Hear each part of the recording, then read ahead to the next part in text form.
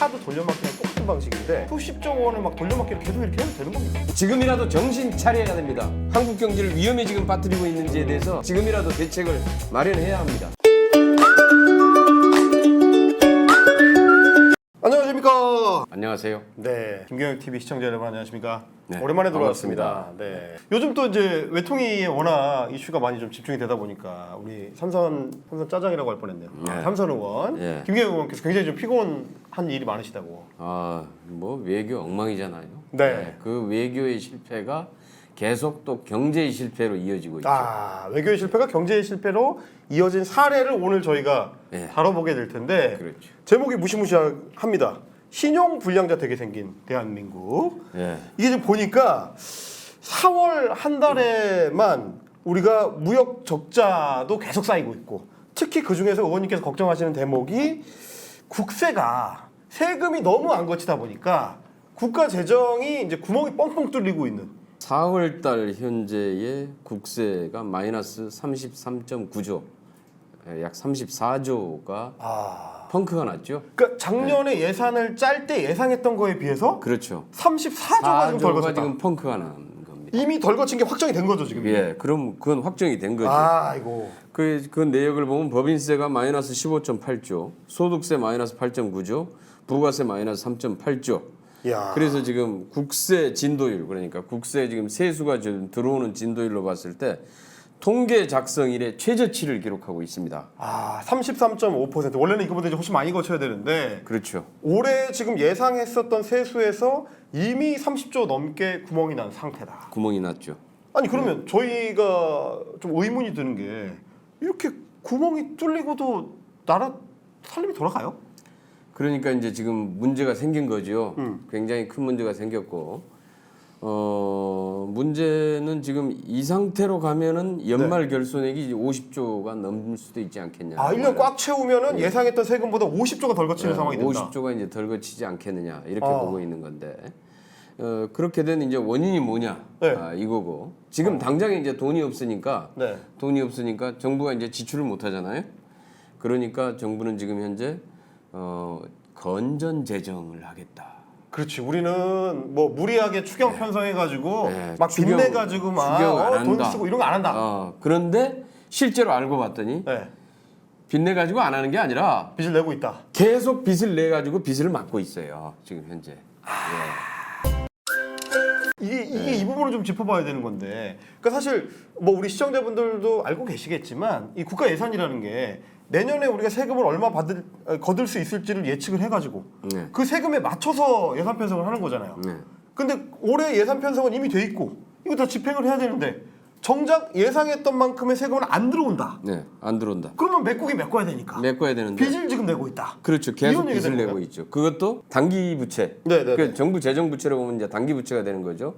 한은에서 빌리고 단기 채권 발행하고 이렇게 해가지고 그 빚으로 지금 나가야 될 돈을 지금 계속 메꾸고 있는 중이죠. 일단 뒤에서 당겨가지고 앞에를 지금 메꾸고 있는 그런 네. 상황이다. 카드 빚이잖아요. 카드 빚. 2000년대 초반에 그 카드 대란이 있었죠. 그래가지고 카드를 내서 카드 빚을 일단 써. 현대카드 막기 위해서 그 다음에 LG카드를 땡기고. 이 카드를 막기 위해서 또 카드를 또 만들어. 그 다음에 또 롯데카드를 또 거기서 땡기고. 카드 빚을 해서 또 카드 빚을 갚고. 예. 지금 이 상황이 벌어지고 있다 이런 얘기입니다. 제가 또 이런 비슷한 2000년대 상황. 초반에 대학생 때 그거 한번 해봐가지고 네.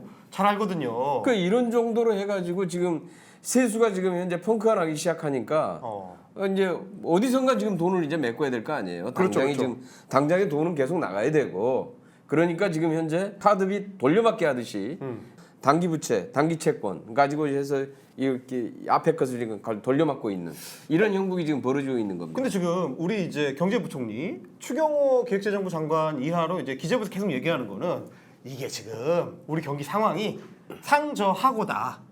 상반기에는 조금 안 좋은데 그래서 좀 세수가 좀 덜 거치는데 하반기에 지금 경제가 좀 살아나면 법인세도 이제 기업들이 운영을 잘해가지고 더 많이 들어오고 소득세도 더 많이 들어오고 이렇게 될 거다. 상저하고다 이렇게 얘기하는데 이거 틀린 겁니까?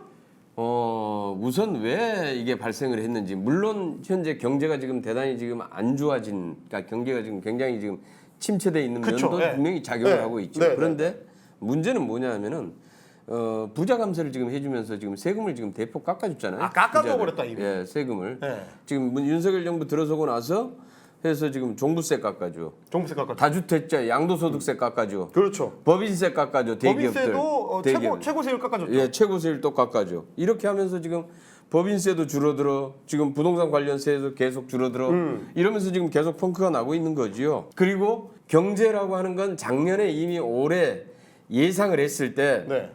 올해 몇 퍼센트 정도 지금 현재 성장할 거라는 걸 전제로 해서 그렇죠. 예산을 편성을 했어요. 세수도 그걸 전망을 해서 세수 예측치를 잡아놓은 건데 그렇죠. 그거보다 지금 펑크가 지금 이 정도로 해서 나고 있는 거기 때문에 이게 문제라는 거죠. 그러니까 의원님 예. 말씀은 작년에 법인세를 깎아주고 최고세율을 내려주고 그리고 종부세 깎아주고 다주택자 양도소득세 깎아줄 때는 내년에 이렇게 깎아주더라도 이만큼 들어옵니다라고 예상이 있었는데 그러면서 깎아줬죠. 근데 부자들. 그거보다 더 안 들어온다는 거잖아요. 그래 버리니까 그렇게 깎아주고 나니까 올해 최소한 정부에서 예측했던 최소한 이 정도는 들어와야 돼 들어올 그렇죠. 것이다라고 네. 예측하고 예산 편성을 했던 건데 거기에서 턱도 없이 지금 모자라 버린 겁니다. 지금 보니까 예. 부자 감세 예측 실패라고 이제 적혀 있는 게 소득세가 정부 예측으로는 한 3.5조 원 정도 덜 거칠 거다라고 네. 예상을 했는데 이미 4월 말 기준으로 8.9조 원이 덜 8.9조. 거쳤고 예. 법인세도 0.6조 원 정도 빠져나갈 걸로 예상을 했는데 15.8조가 예, 더 줘. 야, 이거 어마어마한 예측 실패잖아요. 이 정도가 되면. 엄청난 예측 실패죠.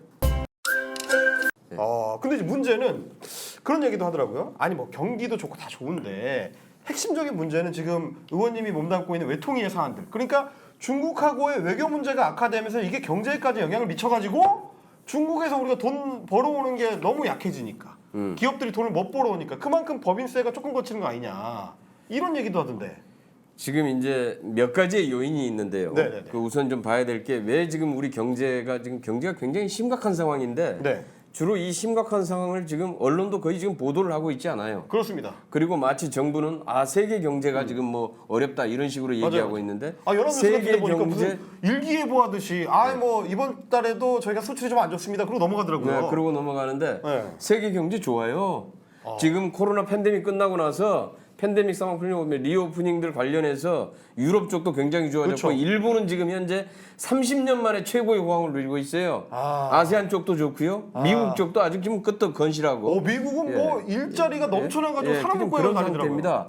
그런데 우리만 계속해가지고 OECD, IMF에서 성장률을 계속 한국만 내리고 있어요. 한국만 내리고 나머지 다 높이고. 예, 다른 데는 다 높이고.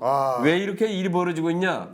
첫 번째 이유. 문재인 정부의 소득주도 성장 정책을 전면적으로 부정하면서 소득주도 성장 정책을 폐기합니다. 임금을 높여주지 않는다. 예, 그래서 다시 과거의 이윤주도 성장으로 다시 돌아간 거죠. 네네네. 쉽게 얘기하면은 부자들 세금을 깎아주면은 부자들이 이윤이 더 늘어나서 그만큼 소비를 더 할 거다. 그것으로 소비도 더 하고 그것으로 경제에다 투자를 할 것이다라고 생각한 소위 말하는 이 과거에 했던 실패했던 낙수 효과 이 상태로 돌아간 건데요. 그렇죠. 이것이 전 돌아가면서 소득주도 성장을 완전히 폐기하면서 지금 현재 우선 나타나는 게 가계소득이 지금 3분기째 연속 감소를 하고 있어요. 그럼 가계소득이 감소한다는 건 뭐냐 하면은 곧 내수시장이 급격히 위축되는 겁니다. 지금 돈을 쓸 여력이 없는 거죠. 여력이 없는 거죠. 그러니까 소비가 안 되고 우리 지금 내수시장이 급격히 위축되고 있다는 건 첫 번째. 그렇죠. 소득주도 성장 폐기로 인해서 내수시장이 급격히 위축되고 있다는 거 하나. 두 번째는 외교의 실패. 아까 내가 얘기했죠. 네. 외교의 실패가 경제의 실패로 이어지고 있다라고 했는데 미국, 일본에만 계속 편중되는 외교를 하면서 다른 이제 러시아나 중국 쪽을 계속 자극을 하고 있단 말이에요. 그러다 보니까 지금 최대의 무역 흑자, 과거에는 우리 무역 흑자의 90% 이상을 중국에서 벌어들였는데 지난 20년 동안 우리가 그것 때문에 잘 먹고 잘 살게 된 거죠. 지금은 중국이 최대의 지금 무역 적자국이 돼버렸어요. 우리. 그러니까 우리 돈을 지금 우리 달러를 지금 중국이 싹 빨아간다는 얘기 아닙니까? 예. 우리가 지금 이제 무역 적자가 돼버렸고 수출도 중국 수출도 급감하고 대중 무역 적자가 심각하게 늘어나고 있는 상황인데 쉽게 얘기하면은 우리는 중국에서 필요하기 때문에 사와요 다 물건들을 소비재들을 다 사와야 되고. 사와야 네. 되죠. 그런데 중국은 우리 물건들을 잘 안 사가기 시작을 하죠. 왜? 원래 이게 중간재를 우리가 중국에 수출하면 중국이 그 중간재 조립해가지고 완성품을 전 세계에 파는 거예요. 그런데 이제 중국은 절대 그걸 가지고 윤석열 대통령의 발언에 대해서 계속 문제를 제기하고 항의를 하고 그 대만 문제 건드리지 마라라고 경고를 하고 계속 그러지만은 겉으로는 우리가 그렇지만은 경제에 대해서 경제 가지고 우리 치사하게 말이야 보복 안 한다. 안 해. 네. 딱 이렇게는 얘기를 하죠. 네. 그런데 말만 이게 그렇게 하는 일이 거죠. 어떻게 벌어지냐? 네. 실제로 네. 어떻게 벌어지냐? 통관 절차를 좀 늦춰. 아 세관에서 빨리 안 빼줘. 안 빼줘. 아 그리고 결제를 좀 늦춰. 그러면 중국 기업들이 한국이랑 거래하면 피곤하다. 한국이랑 거래하기 참 피곤하구나. 아 그럼 한국에서 물건 들여오면 이미 갔다가 납기일 또 넘기게 생겼다. 가동 자꾸 늦어진다. 야 이렇게 그러면 한다. 거래 라인 바꾸자. 예, 거래 라인 바꾸자. 아, 이렇게 되는 그러니까 거구나. 독일에서 가져와, 독일에서. 다른 나라에서 가져와. 다른 나라에서 가져오게 되는 거예요. 쉽게 얘기하면. 그러니까 이런 것들이 결국은 현재 중국의 대중 무역 적자의 지금 원인을 만들어내고 있고 여기에 또 하나 환율 관리를 실패하면서 네. 우리만 환율 관리 실패하면서 수입 물가는 또 계속 또 폭등해요. 그렇죠. 이게 계속 전 세계적으로 원자재 값이 작년에 잠깐 쫙 폭등한 적이 있었잖아요. 네. 지금 이제 상당 정도는 내려갔거든. 다 안정됐는데. 그런데 우리는 지금도 전기요금 올리고 가스요금 올리고 물가 계속 올리고 지금 이러고 있잖아요. 지금 현재. 달러가 막 1,350원 막 이상 되고 막 이래버리니까. 이렇게 하고 있는 거거든. 환율 관리의 실패, 그 외교의 실패가 통화 수합이 또 체계를 못하고 환율을 안정적으로 관리하는데 하나도 제대로 하지 못하 보니까 그러니까 결국은 외교의 실패가 환율 관리의 실패, 무역의 실패, 수출을 급감시키고 무역 적자를 늘리고 이렇게 하면서 지금 현재 경제가 급격히 지금 현재 위축되고 있는 그런 상황으로 가고 있는 거죠. 의원님 말씀하신 거를 종합하면 우리가 수입품을 가져올 때는 비싸게 사와야 되고 파는 거는 중국에서 안 산다고 하니까 많이 못 팔고 네. 그러면 우리 갖고 있는 달러는 계속 줄어들고 네. 그러면 우리 국민들은 가난해지고 네. 그리고 내수 시장에서는 소득을 안 올려주니까 역시 마찬가지로 가계 소득이 별로 없고 그러니까 이제 아까 얘기 나왔던 아. 법인세도 줄어들고 법인세를 감면해 준 것도 있지만은 그래서 법인세도 줄어들고 소득세도 부가세도 줄어들고 부가세도 소득세도 줄어들고 그러면 세수는 이러고 펑크가 있는 거예요. 나고. 쉽게 얘기하면 그래서 세수는 펑크 나고 아. 세수가 펑크 나니까 또 빚을 내고 돌려막기 하고 야. 지금 이 상황이 벌어지고 있는 건데 이러다 보니까 지금 현재 우리 경제가 지금 굉장히 심각한 상황이에요. 쉽게 얘기하면은 일본이 90년대 초에 잃어버린 30년으로 진입을 하잖아요. 네네네. 그래서 30년 동안 완전히 침체 상태, 디플레이션에서 헤어나지 못하고 있었는 거 아닙니까? 네. 그런데 실제로 지금 상황이 우리가 지금 90년대 초반 일본의 잃어버린 30년을 시작하는 시점으로 가는 방향하고 거의 비슷해요. 윤석열 정부 1년 동안 현재 벌어지고 있는 일입니다, 이게. 아니 실제로 그런데 아무도 이 문제에 대해서 신경을 안 쓴다. 언론도 문제를 제기 안 한다. 이런 게 있는 거죠. 그런 문제가 심각하다. 예, 유튜버 중에서 일부 진보적인 경제학자들 중에서 막 열받아가지고 제기하시는 분들 몇 분들이 있기는 있더라고요. 그런데 지금 이럴 정도로 우리 경제가 심각하다는 걸 지금 알리지도 않고 정부도 심각하게 안 보는 건지 실제로 보면서도 태연한 척 하는 건지 예, 모르겠지만은 네. 지금 이런 상태고 지금 유튜버 중에서 이제 김경엽 유튜버가 얘기하고 계신 겁니다. 그렇죠. 네. 그렇습니다. 그리고 이제 그러다 보니까 지금 이제 아까 얘기했던 우리 지금 가계 소득이 3분기째 지금 계속 감소하고 있죠. 무역 적자 계속 커지고 있죠. 지금 작년 4, 4분기하고 금년 1, 4분기가 사상 최대 무역 적자예요. 예. 적자액으로 사상 최대 무역 우리 적자. 역사상 최대 무역 예. 적자. 그러다 보니까 진짜로 1년 만에 우리 GDP 국가 규모도 우리가 지금 현재 1년 동안 1년 만에 순위가 계속 떨어지네요. 12에서 13위로 지금 떨어졌어요. 2020년에 10위였는데 2022년에 13위가 됐네. 13위. 예, 13위로 떨어졌어요. 그러니까 지금 아니 세계 경제가 똑같으면은 GDP 국가 규모 그 순위는 지켜야죠. 아니 그리고 다 같이 어려워지니까. 의원님 말씀해 주신 대로 실질적인 국민 총소득이 GNI라고 하는데 GNI도 98년에 IMF 맞았을 때 이후로 24년 만에 처음으로 감소를 했다. IMF, 그러니까 국민이 가난해지고 있는 거죠. 예, 국가 부도가 났을 때 상황 이후에 24년 만에 처음으로 감소했다. 자, 지금 그런 상황으로 지금 가고 있는데요. 이걸 갖다 지금 현재 정부는 이게 마치 아무 문제 없다는 듯이 태연하게 아니면은 이걸 실제로 덮고 있는 건지 그냥 세계 경제가 어렵습니다. 러시아 우크라이나 전쟁 때문입니다. 뭐 중국이 뭐 산업 구조 조정을 하고 중국이 산업 구조 조정한 게 어디 하루 이틀입니까? 그러니까요. 1년 내에 한 건가요? 예? 근데 이제 문제는 이러고 있는 이렇게 세수가 펑크가 나면 세금을 어디선가는 이제 메꿔서 맞춰야 되잖아요. 연말 되면 이게 딱 떨어져야 되잖아요. 네. 근데 이걸 메꾸려면 우리가 그냥 쉽게 생각할 수 있는 거는 국회랑 정부가 잘 협의를 해서 국채 발행을 좀 많이 할 수 있게 좀 도와주십시오. 그래서 이제 추경 편성도 하고 내수 살리기 위해서는 또 돈을 좀 써야 되니까 추경 편성하면서 국세 빵꾸난 것도 좀 메꾸고 이렇게 해야 될 것 같은데 아니 왜 이 정부는 지금 추경 얘기도 못하게 하는 겁니까 이거? 그러니까 지금 이제 바이든 미국 정부도 네. 부채 한도 협상하잖아요. 난리 났었잖아요. 예, 미국이 부채 뭐 한도 디폴트가 협상. 된다 뭐 어쩐다. 예. 그 미국은 부채 한도를 국회에서 딱 정해놓고 있기 그렇죠. 때문에. 그런데 우리나라는 쓸 수 있어요 부채 아, 정부에서. 네네네. 예. 그런데 실제로 쓸 수 있는데 이걸 지금 이제 그렇게 해서 쓰고 있어요. 아, 그게 쓰고 있어요? 단기 부채. 땡겨서 쓰고 예. 단기 부채. 예. 아까 단기 채권, 그다음에 한은에서 잠시 빌려가지고 돌려막기용으로 지금 쓰고 있는데. 아니 근데 의원님 이 단기 채권은 비싸잖아요. 예. 이자가 비싸잖아요. 예. 그만큼 비싼 이자 쓰면서 이게 비싸죠. 카드론이랑 똑같은 건데. 그래. 지금 이렇게 쓰고 있는 거네. 그래서 이제 이걸 쓰면서 네. 그걸 이제 쓰면서도 뭐냐면은 이 재정을 점점 더 사실 줄이죠. 그러니까 이제 지금 예산으로 편성돼 있는 지출마저도 지금 제대로 못 하고 있는 거죠. 근데 이거는 지금 괜찮은 건가요? 계속 이렇게 단기 채권으로 땡겨다가 메꾸는 게 아까 말씀하신 대로 이제 카드 돌려막기랑 똑같은 방식인데 이거 그냥 이렇게 냅둬도 됩니까?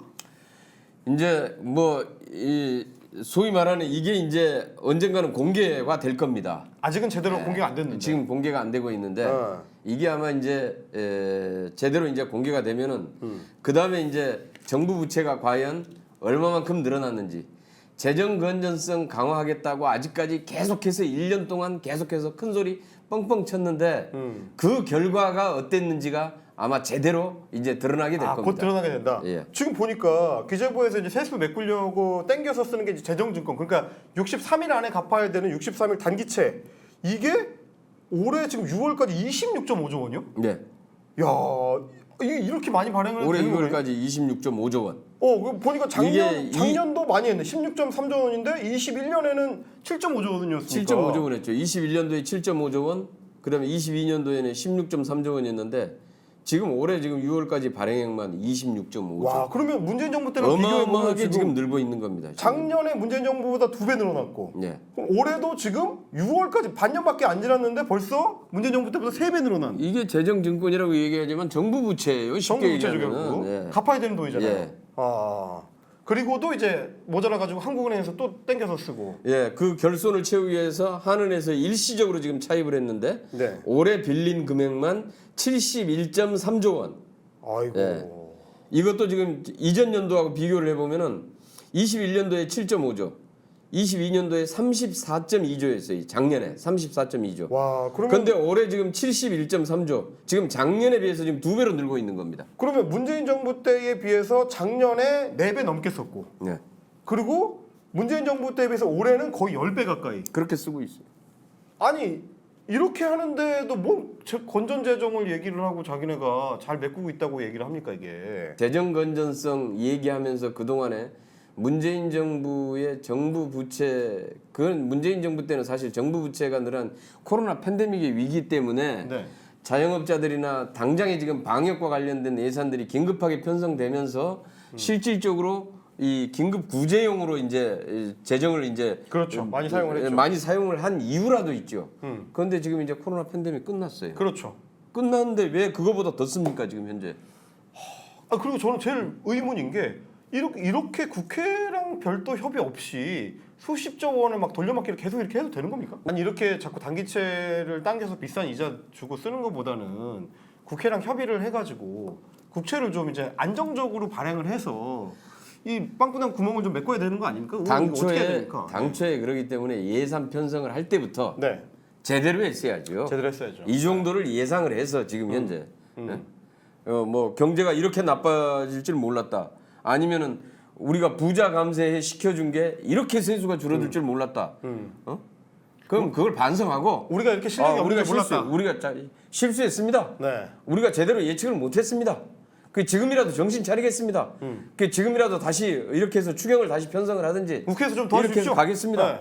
아니면 뭐 이제 재원을 어떻게 마련하겠습니다. 그렇죠. 대책을 가지고 와야 될 거 아닙니까? 그런데 아무것도 없는 거죠 지금. 지금이라도 정신 차려야 됩니다. 윤석열 정부의 저런 낙수효과, 부자 감세 여기에 기초한 이 재정 운영 방식부터 시작해서 지금 제반 경제 정책 외교의 실패가 지금 우리 한국 경제에 얼마만큼 한국 경제를 위험에 지금 빠뜨리고 있는지에 대해서 명확히 진단하고 지금이라도 대책을 마련해야 합니다.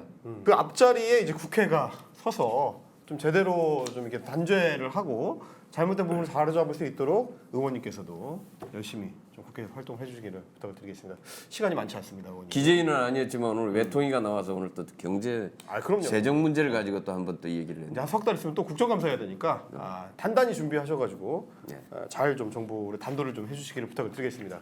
저희는 그럼 다음 시간에 또 재밌는 얘기를 가지고 어떻게 하면 정보를 좀 바로잡을 수 있을지 의원님과 함께 돌아오도록 하겠습니다. 감사합니다, 여러분. 네, 고맙습니다.